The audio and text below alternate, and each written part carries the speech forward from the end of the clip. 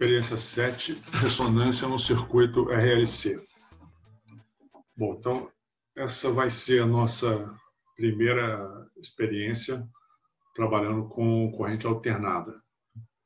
A gente vai montar um circuito que tem resistor, capacitor, indutor e fazer medidas, né, de voltagem e corrente nos terminais desses dispositivos. Com isso, a gente vai determinar resistência, reatância capacitiva, reatância indutiva, capacitância e indutância. A gente vai também analisar a ressonância, né, que é uma medida, a gente faz uma medida de corrente variando a frequência, encontra o valor máximo da corrente e identifica a ressonância, né? E tudo isso usando uma fonte de alimentação de corrente alternada. Então, está aqui o circuito RLC em corrente alternada, RLC em série, né? Que é o seguinte, então tem essa fonte aqui de alimentação, a gente vinha trabalhando com corrente contínua, significa o seguinte, você estabelece um valor de voltagem, né, de diferença de potencial entre as duas saídas, né, os dois terminais da sua fonte, e aí ela fica no valor que você deixar lá, 10 volts, 5 volts, ela fica lá, fixo, né? Então a gente chama isso de corrente contínua, a voltagem constante. A gente usa esse termo, né, corrente, né? Porque obviamente a fonte de voltagem contínua, ela tende a produzir uma corrente contínua. Então eu uso esse jargão, né? Tá. Agora essa aqui, essa fonte dessa experiência, ela é alternada. Isso significa o seguinte, a diferença de potencial nos terminais da fonte, ela varia com o tempo, né? E ela varia de acordo com uma lei específica, com uma função específica. Tanto que esse tipo de fonte aqui é frequentemente chamado de gerador de função. No nosso caso, né, o epsilon de t, ele vai ser um Vm, uma amplitude, vezes um cosseno de ômega t, né, onde ômega é aquela frequência angular igual a 2π vezes f. F é a frequência. Então, ó, essa voltagem, ela varia no tempo, mas ela varia de acordo com uma função conhecida, né? E vamos dar uma olhada, né, no jeitão dessa função. Então, a TV cosseno de ômega t é um negócio que, como é um cosseno, né, em t igual a zero, isso aqui vale 1, então o epsilon de t vai valer mais Vm, né? E aí, como é um cosseno, isso vai diminuir, passa por zero, inverte o sinal, tem um valor negativo, então o cosseno ele vai assumir o valor de -1, né? E aí o epsilon vai valer menos Vm, né? E ele vai oscilando assim. Bom, quando você tem um sinal, uma função periódica, né, desse tipo, a gente sabe que para caracterizá-la, né, basta conhecer esses dois parâmetros, né, amplitude e frequência. A frequência, ela é o inverso do período. Então a gente identifica aqui, ó, nessa figura, o período, né, é a separação temporal entre dois pontos que se repetem. Por exemplo, dois picos, poderia ser dois mínimos, né? Então está aqui o período. E ele é o inverso da frequência angular, 2π sobre ômega, né? Ou inverso direto da frequência, t igual a 1 sobre f, né? Então, olha lá, a gente sabendo que a voltagem ela tem esse formato aqui cossenoidal, né? A gente não precisa identificar a função em cada instante de tempo. A gente já sabe que ela tem esse padrão. E eu preciso apenas conhecer a amplitude e a frequência. Tem um outro fator aqui, que é a fase, que se eu tivesse ômega t aqui mais uma constante, isso me diria que no instante t igual a zero, ela poderia ter um valor diferente desse valor máximo, né? Bom, então olha lá, o circuito que a gente vai montar, a gente vai aplicar essa voltagem. Então, obviamente, a corrente aqui, ó, ela vai variar no tempo também. A gente vai resolver o circuito, a gente chama de resolver essa equação de malha, e encontrar a corrente em função do tempo, né? Agora, antes disso, vamos dizer o seguinte, ó, o resistor a gente já conhece. A gente vai trabalhar com resistor ôhmico, né? Obedece à lei de Ohm. Então, eu sei que a diferença de potencial nos terminais do resistor é R vezes I. Então, está aqui, ó, VR, R vezes I, né? O indutor, ele é novidade aqui para a gente, né? A gente até já trabalhou com capacitor, mas o indutor é novidade. O que é o indutor? O indutor é um pedaço, é um fio, né, enrolado numa bobina, num tubo, né? Você faz uma bobina com esse fio. E esse fio enrolado, né, quando uma corrente que varia no tempo passa por esse fio enrolado, isso produz um campo magnético. E como o fio, e como a corrente também está variando no tempo, o campo magnético varia no tempo também. E a gente sabe que um campo magnético variando no tempo dá origem a uma força eletromotriz. E essa força, na verdade, ela é contra a eletromotriz. Então, é uma força eletromotriz que tende a contrariar aquilo que a produziu, aquela variação da corrente que a produziu. Então, isso vai dar origem, né, a um efeito que a gente chama de autoindutância, né, que vai dar origem a uma propriedade do indutor, que é a reatância indutiva, que tem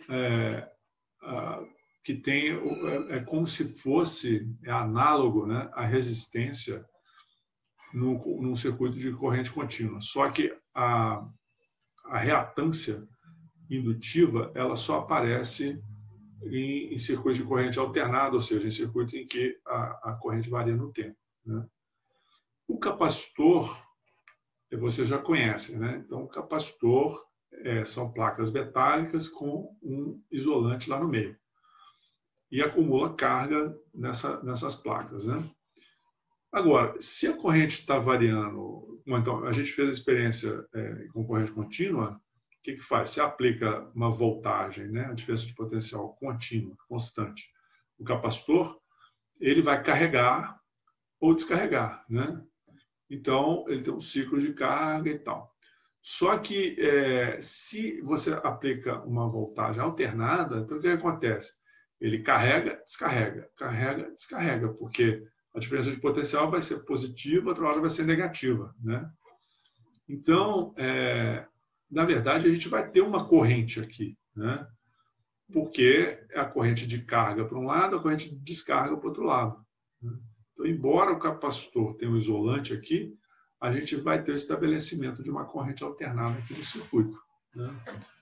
E para resolver, né, essa equação dessa malha, o que eu escrevo? Escrevo a equação da malha, que é soma das voltagens, né, tem que dar zero. Isso já passando a voltagem da fonte aqui, né, para o lado direito da equação, a gente obtém, ó, que VR mais VL mais VC tem que ser igual à voltagem da fonte, que eu escolhi VM cosseno de ômega t. Então, no lugar de VR, eu venho e coloco R vezes I de T, né, o I vai depender do tempo. No lugar de VL, eu coloco L de I dt, que é a relação entre a voltagem nos terminais do indutor e a corrente. Você vê que a voltagem nos terminais do indutor depende da variação temporal da corrente, né? LD e dt. E o VC, que a gente sabe que é o Q sobre C, né? Que é a carga. Tá certo? Bom, só que o seguinte, então nesse circuito é conveniente para a gente escrever todas as voltagens não em termos da corrente, né?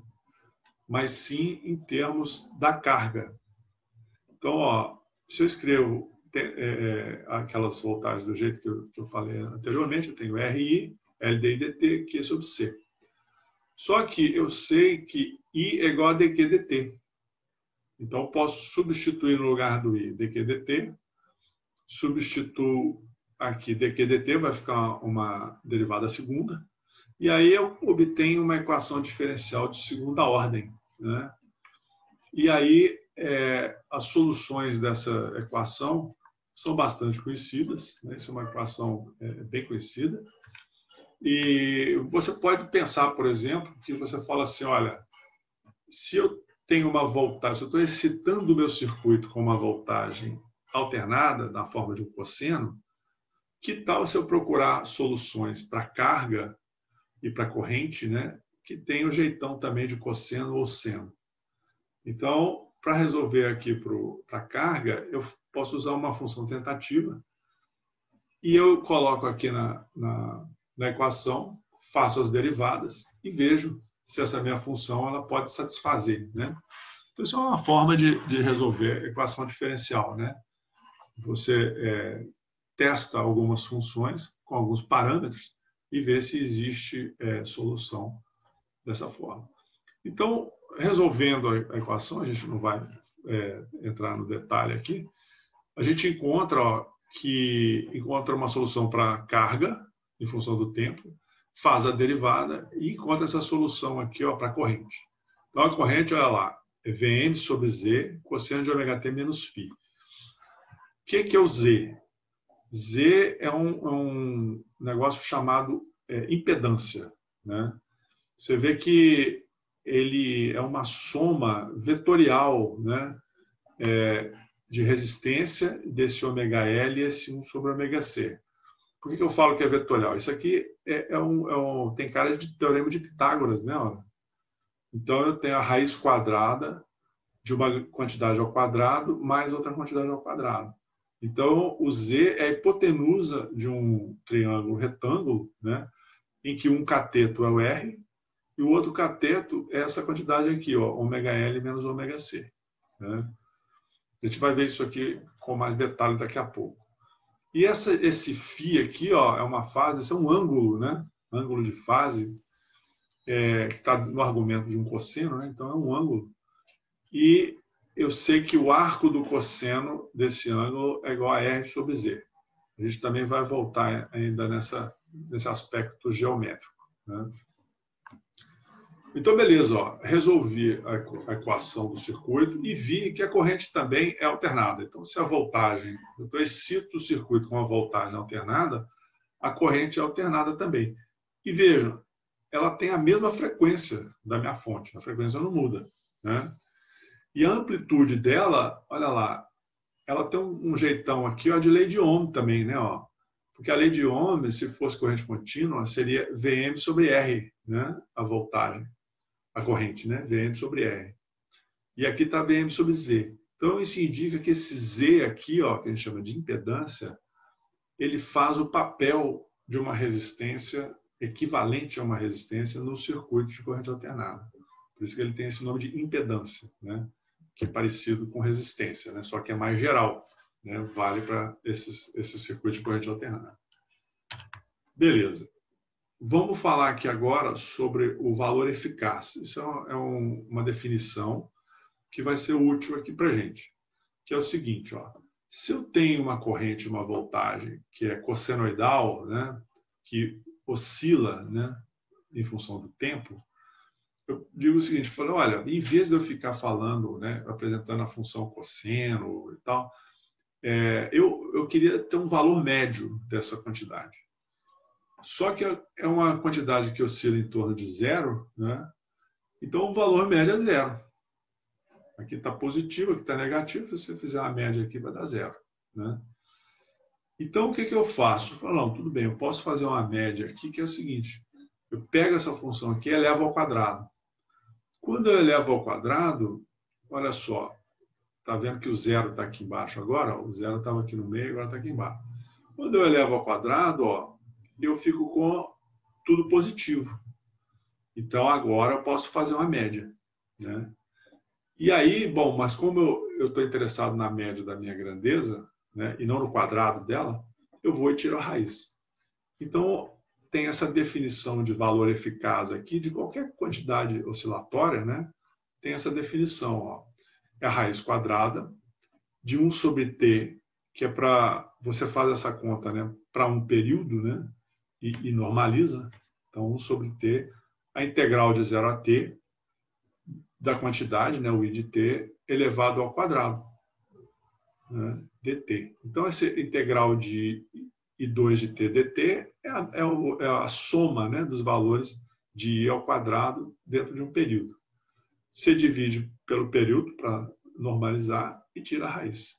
Então, esse é o valor eficaz. A gente pode mostrar também que o valor eficaz ele está relacionado com a amplitude. A amplitude é o valor do zero até o máximo, né? Então, o valor eficaz ele é igual a amplitude dividido por raiz de 2. Né? Então, a raiz de 2 é tipo 1,4, né? Alguma coisa assim. E o inverso disso é 0,7, acho que 0,707. Então, ó, o valor eficaz ele é tipo uma média, né, quadrática que fica aqui, ó, em torno, se a amplitude é 1, né, esse valor vai ficar aqui em torno de 0,7, tá certo? Isso vale para corrente, para voltagem, qualquer coisa que seja, qualquer grandeza que seja oscilatória, né? Então está definido aí. A gente vai trabalhar só com valores eficazes, tá? Porque o multímetro, o voltímetro e o amperímetro, ele mede valor eficaz. E, por exemplo, na sua casa, aí, a voltagem na tomada, 220 volts, é o valor eficaz. Ninguém fala o valor máximo da amplitude, né, etc. É o valor eficaz que a gente usa no dia a dia, né? Então, todas as nossas medidas nesse experimento vão ser medidas feitas em valores eficazes, né?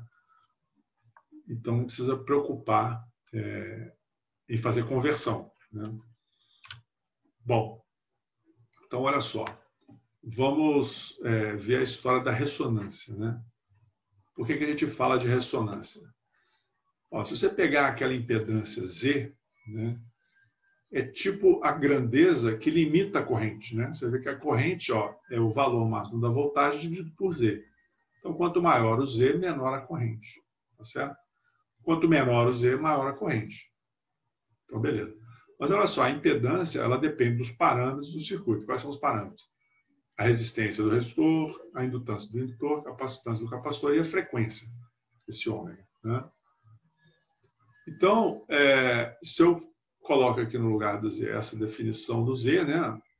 Então, eu tenho que a amplitude da corrente vai ser a amplitude da voltagem dividido por essa quantidade aqui. Agora, só para simplificar um pouco, vamos supor que o R seja igual a zero. Só para dramatizar aqui o problema. Se o R é igual a zero, fica só esse termo aqui, né? Mas olha só, isso é uma diferença. Então, essa diferença aqui, ó, aliás, faltou o quadrado aqui, ó, faltou esse número ao quadrado. Então, essa diferença aqui, ela pode dar zero, né? E quando ela dá zero, fica Vm dividido por zero. Então, a corrente tenderia para infinito, né? Então, isso é que é a ressonância, né? Você varia a frequência da fonte, ou seja, a frequência que você está excitando o seu circuito, né? E você vê que para uma dada frequência, a resposta a essa excitação, que é a corrente, ela vai para um valor máximo, né? Idealmente, iria para infinito, que é isso que acontece na ressonância, né? É claro que não vai para infinito na prática, porque a resistência ela nunca é zero, né? Você sempre tem um pouquinho, ela pode ser pequena, mas sempre tem uma resistência diferente de zero. Então, se eu fizer uma curva da corrente em função da frequência, para um caso que a resistência não é zero, eu obtenho uma curva desse tipo. Ó, a corrente atinge um máximo, essa frequência é a frequência de ressonância, desse exemplo aqui, né, algo 400 e alguma coisa hertz, e depois ela diminui de novo, né? Então, nós vamos fazer medidas nesse experimento para determinar a frequência de ressonância do nosso circuito, né? Você vê que ela só depende da indutância e da capacitância. A resistência ela só serve para definir a largura dessa curva aqui, né? Se a resistência for grande, essa curva fica alargada. Se a resistência for pequena, dá um pico bem estreito, né? Mas a frequência de ressonância ela só depende do L e do C. Por quê? Porque ela vai ocorrer quando ômega L for igual a 1 sobre ômega C, né? E aí, equacionando isso aqui, ó, eu vejo que o ômega é igual a raiz de 1 sobre LC. Então, a frequência de ressonância só depende da indutância e da capacitância, né? Eu posso calcular em termos de frequência, em hertz, né? Só dividir o ômega por 2π. Então, sobre 2π, raiz de 1 sobre LC. Então, a gente pode, no nosso experimento lá, a gente tem os valores nominais da indutância do indutor e da capacitância do capacitor. Então, eu posso calcular a frequência de ressonância nominal, né? E posso fazer, nós vamos fazer essas medidas e determinar experimentalmente, né, a nossa frequência de ressonância, né? Bom, vamos ver aqui o conceito de impedância, reatância e resistência, né? Então, como a gente estava vendo agora mesmo, né, esse Z, a impedância, é a voltagem dividido pela corrente, tipo uma resistência, né? Então, vamos ver aqui, ó. Pega o circuito aqui. O circuito está aqui, tem o R, o L e o C. Então, olha, da lei de Ohm, a gente sabe, ó, que se eu medir o VR, a gente vai fazer isso, né? E se eu medir a corrente e dividir VR por I, o que eu vou obter? Eu vou obter o R, que é a resistência, né? Então, olha lá, eu pego um dispositivo, meço a diferença de potencial nos terminais dele, divido pela corrente que passa por ele, eu obtenho essa propriedade aqui, que é a resistência de um resistor ôhmico. Então, beleza. Agora, se eu fizer isso para essa bobina, eu meço a diferença de potenciais, o indutor, né? VL, divido pela corrente, o que eu vou obter? Vou obter um valor, uma quantidade em ohms, que é a unidade de resistência, né? Que quantidade é essa? A gente usa o símbolo XL e chama de reatância indutiva. É um treco que funciona tipo uma resistência, né?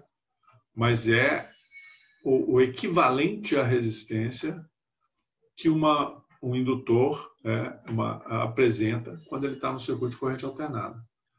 E esse XL, ó, ele é igual a ômega vezes L, ou seja, ele depende da frequência. Você vê que a resistência de um resistor só depende das propriedades construtivas dele, né, do material do resistor. Agora, o XL, ele vai depender de propriedades construtivas da bobina também, que estão expressas nesse L, que é a autoindutância, mas ele vai depender também da frequência. Então, essa resistência equivalente que o indutor oferece no circuito de corrente alternado, ele depende da frequência. Quanto maior a frequência, maior é esse efeito, maior é essa resistência. E o capacitor? Se eu medir o VC e dividir pela corrente, você vê que a corrente é a mesma para todo mundo, né? O que eu vou obter? Eu vou obter uma quantidade também em ohms, né? Eu vou chamar isso de XC, reatância capacitiva. Olha lá. E isso a gente vê, né, através daquelas nossas equações, é igual a 1 sobre ômega C. Você nota que, ó, ao passo que a reatância indutiva é diretamente proporcional à frequência, a reatância capacitiva é inversamente proporcional à frequência. Então, quanto maior a frequência, menor a reatância capacitiva, né? Então, beleza. Então, definimos aí as reatâncias. Existe, então, uma interpretação geométrica, né, para essas quantidades. Por quê? A gente estava falando ali, né, no início. O Z, né, ele é o cateto de um triângulo retângulo. Então, eu posso fazer esse desenho aqui, que é chamado diagrama fasorial de impedâncias. Ó, eu posso colocar a resistência aqui no eixo horizontal, e posso colocar as reatâncias no eixo vertical. Então, eu coloco, por exemplo, a reatância indutiva no sentido positivo do eixo e a reatância capacitiva no sentido negativo. Somando as duas, eu tenho uma resultante, né, que é o XL menos XC. E aí, eu faço uma soma vetorial disso, XL menos XC com R, e obtenho o Z.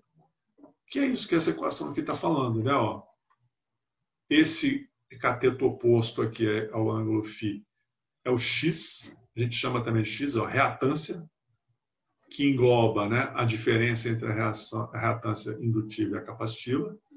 Isso é o cateto oposto. O cateto adjacente é a resistência e a hipotenusa é o Z, né? Então é conveniente a gente fazer esse desenho aqui, que você visualiza as grandezas, né? E esse φ, ó, que é um ângulo que aparece lá na solução da corrente, né? A corrente é cosseno de ômega-t menos φ, é o ângulo entre o vetor Z e o vetor R, né? Chamado ângulo de fase, né? E então, uma maneira, tem várias maneiras de calculá-lo, né? Nas transparências anteriores, a gente tinha usado isso aqui, ó, que o cosseno de φ vai ser igual ao cateto adjacente dividido pela hipotenusa, né? Então, φ é o arco do cosseno de R sobre Z. Ele pode ser também o arco de seno de X sobre Z, né? E pode ser também o arco da tangente de X sobre R. Então, tem várias maneiras. Aqui está expresso dessa forma. O φ é o arco da tangente X sobre R, ou XL menos XC sobre R. Tá? Então, beleza. E aí a gente nota o seguinte, ó, que se esse φ é positivo, defino como positivo o ângulo aqui para cima, né, nesse quadrante, é porque o circuito é indutivo. O que significa o circuito ser indutivo? É que a reatância indutiva é maior do que a reatância capacitiva. Então, a resultante está aqui para cima, né? Então, o circuito é indutivo, o φ é positivo, né? E a gente diz que a tensão está adiantada em relação à corrente, né? Daqui a pouco a gente vai ver porque que fala de tensão, né? O circuito capacitivo, né? A reatância capacitiva é maior do que a reatância indutiva. Então, a resultante fica aqui para baixo, o Z fica aqui para baixo. Eu digo que o φ é negativo e a tensão está atrasada em relação à corrente. E você pode ter o caso em que o XL é igual a XC, que, então, a reatância é nula, ó, a diferença dos dois é zero, e o circuito é resistivo, porque o Z é igual à resistência. E o φ é zero, né? Então, a corrente está em fase com a voltagem, né? Ó, vamos ver agora o diagrama de tensões. Se eu pegar essa impedância e multiplicar pela corrente, a corrente é igual para todo mundo, né? Eu tenho ZI, e ZI é igual a V, a voltagem da fonte, né? Z vezes I. Se eu entrar com esse I dentro do radical aqui, ó, eu fico com R2 e 2, que é o VR ao quadrado, né? E se eu entrar aqui, ó, eu fico com VL, VC e o quadrado aqui de fora. Então, ou seja, aquele diagrama de impedâncias, ele é facilmente transformado em diagrama de voltagens, porque é só multiplicar por I, né? Então, ó, o VL vai ser o XL vezes I, tá? Aquele exemplo de circuito indutivo, né? Aqui você tem o VC, que é o XC vezes I. Aqui você tem a diferença. E aqui você tem o V, ó, que é o Z, né? Que é o Z multiplicado por I, né? E aqui está o VR, né? Que é o R multiplicado por I. Então, aqui, ó, você fala que a voltagem está adiantada em relação à corrente, por isso, ó, porque a corrente, o VR, ele está em fase com a corrente. Porque você vê o seguinte, ó, o VR ele é diretamente proporcional à corrente. Então, a voltagem nos terminais de um resistor é um espelho da corrente, né? Já essa voltagem total, né, ela é proporcional à impedância, que é um negócio mais complicado, né? Então, você vê que ele tem um ângulo de fase em relação ao VR, que é em fase com a corrente. Então, por isso que a gente fala que a voltagem está adiantada em relação à corrente, né?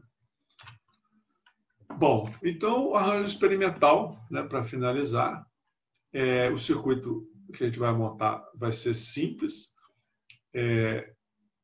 e a gente vai fazer uma série de medidas. Então, por exemplo, a gente vai botar um voltímetro aqui na fonte, vai botar um amperímetro que vai medir a corrente na malha, sempre uma única corrente para todo mundo, os circuitos são sempre em série, né? Então é uma corrente para todo mundo. E aqui eu vou colocar a minha carga, né? E aqui eu vou botar o voltímetro e vou medir a diferença de potencial na carga e a corrente nela. Então, por exemplo, o que eu chamo de carga, né? A carga pode ser o resistor. Então, eu pego o resistor, coloco aqui, vou medir VR, vou medir a corrente, VR dividido por I, eu tenho R. Eu vou tirar o resistor e colocar o L, né, o indutor. Coloco o indutor aqui, né? Vou medir o VL, vou medir a corrente, divido o VL por I, eu tenho XL, né?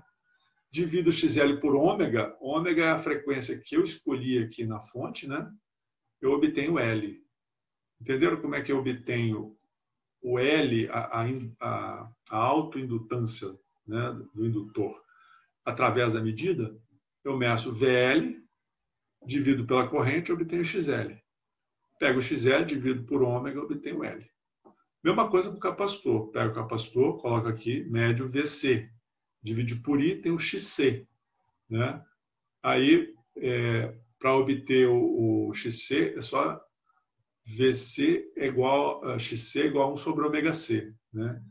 Se eu tenho o XC e tenho o ômega, o C é 1 sobre o ômega XC. Né? Então, obtenho o valor de C também.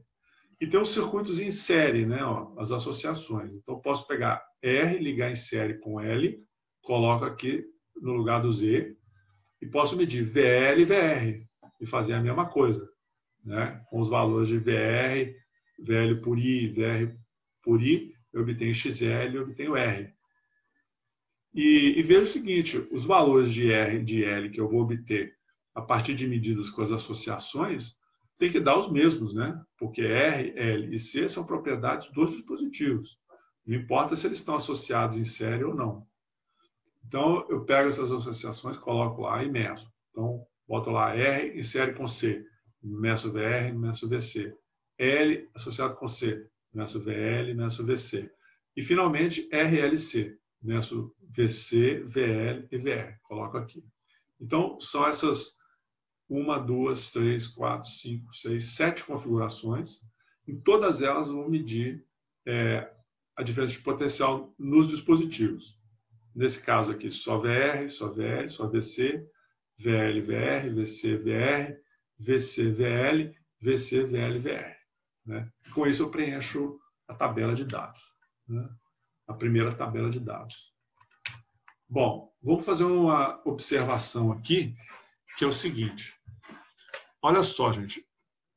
No circuito real, que eu botar um amperímetro tem uma resistência interna, RA. Né? E a bobina tem uma resistência interna também, porque a bobina ou indutor é um fio metálico enrolado. Então, além da autoindutância, ele também tem uma pequena resistência. Em geral, a pequena nossa tem a nossa bobina do laboratório, tem o valor nominal da resistência interna dela, é algo da ordem de 13 ohms, se não me engano, algo da ordem de 10 ohms. Então, é um valor relativamente pequeno, mas não tem jeito.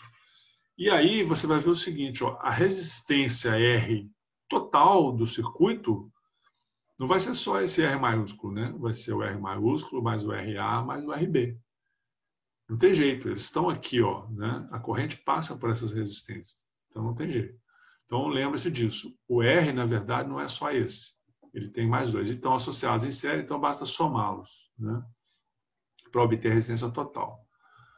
Agora aqui tem uma outra coisa, né? Ó, que como isso aqui é resistência interna, eu não consigo medir a voltagem só nos terminais da bobina. Né? Eu não tenho a bobina sozinha, eu não tenho L sozinho. Ele está sempre junto com a resistência. Então, quando eu meço VL lá no experimento, eu estou medindo, na verdade, ó, a diferença de potencial num treco, que é um circuito RL, né? Onde o R é esse RB aqui é a resistência da bobina.